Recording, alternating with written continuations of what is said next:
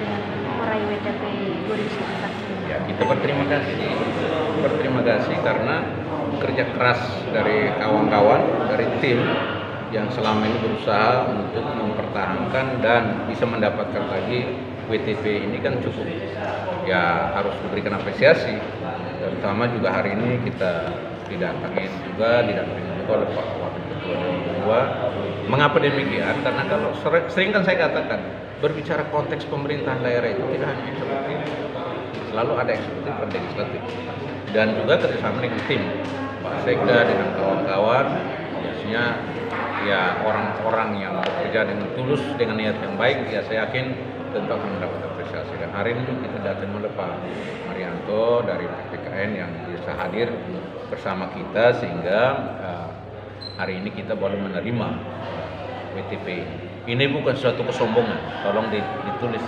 Ini bukan satu kesombongan, tapi ini satu ucapan rasa syukur, terima kasih terkait dengan kiat-kiat yang selama ini kita lakukan, khusus di bidang tata kelola keuangan.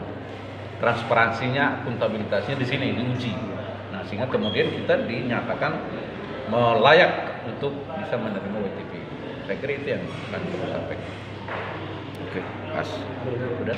Terkait tadi untuk melakukan implementasi.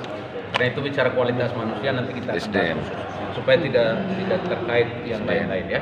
Nanti kita akan diskusi khusus. Berikut berkaitan dengan kegiatan olahraga ini, apakah pemerintah daerah akan membuka kegiatan olahraga?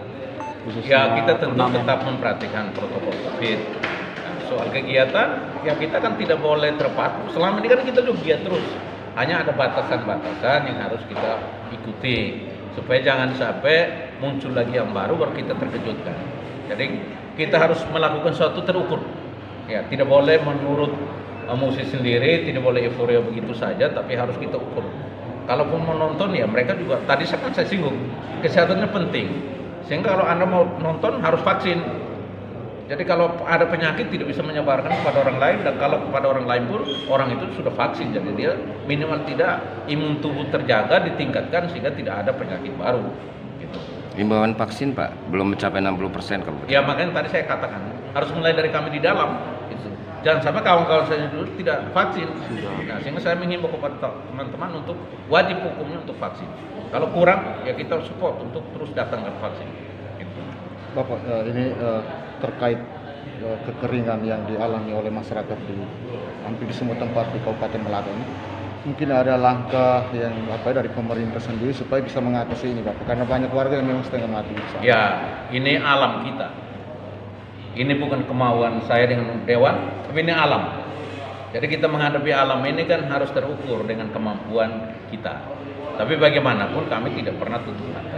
Teman-teman dewan turun lapangan mendapatkan begini, komunikasi kita turun eksekusi. Jadi kita akan terus praktikkan semua itu karena kita tidak boleh tinggal diam. Memang alam sudah demikian, tapi tidak berarti kita harus menyerah, tidak. Gitu. Dan saya tegaskan mulai besok lusa saya akan turun ke lokasi. Saya ingin cek sendiri supaya data itu akurat betul apa tidak. Jadi saya mau melihat kalau betul harus ditanggulangi ya saya akan ajak PU bagian irigasi untuk mengecek pengairan karena memang kita butuh. Hanya ini alam. Gitu.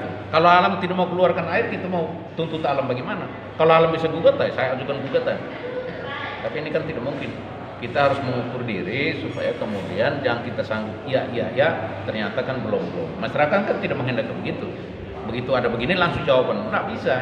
Ini soal alam, kemauan alam. Seroja kemarin siapa yang bisa gugat dia? Gitu.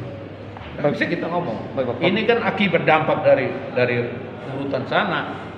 Kalau tanpa bencana kemarin, kemudian bendung kita tidak rusak, tidak hancur, ya saya kira akan semua akan lancar. Tapi kemudian hancur, ya kita harus lihat dulu. Termasuk sekarang jembatan sedang dibangun, sedang diperbaiki. Nah, kembali lagi bahwa ini semua kami pemerintah daerah hanya bisa mensupport. Mengapa? Karena bagaimanapun ada batasan-batasan kewenangan. Terkait pengairan tadi ditanyakan, mungkin kawan-kawan terus bertanya, tapi kawasan mana, wilayah mana menjadi kewenangan kami, tentu kami lakukan eksekusi. Tapi kalau itu provinsi, itu pusat, kami harus berkoordinasi. Inilah benturan-benturan yang kita hadapi di lapangan. Itu jawaban saya. Baik, Bapak, ini kalau tidak salah semua dari 12 kecamatan ini, kalau tidak salah ada mobil tangki atau mobil truk masing-masing. Mungkin itu itu kan salah satu solusi sesaat.